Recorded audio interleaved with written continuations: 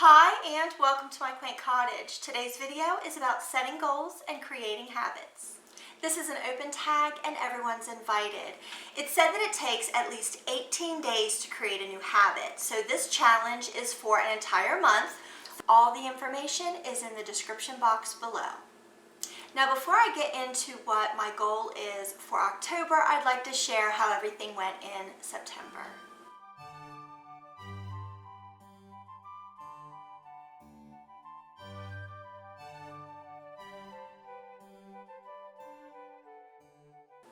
My goal for September was to only use fresh ground whole wheat flour in all of my baking.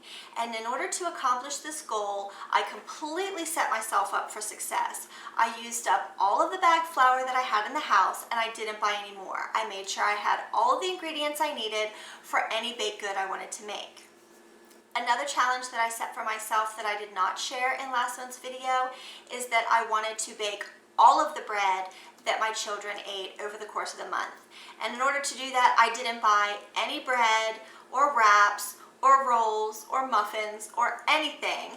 I wanted to make them all myself, and I did not cave on that. And it did get pretty hectic every once in a while, but I persevered and made it through.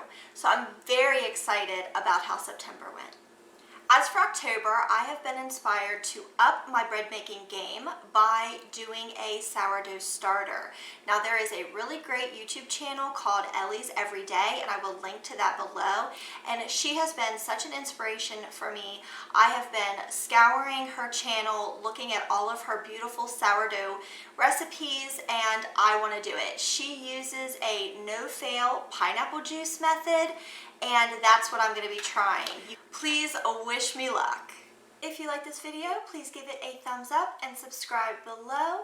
Don't forget to hit the bell for notifications of new uploads. As always, have a blessed day. Bye-bye.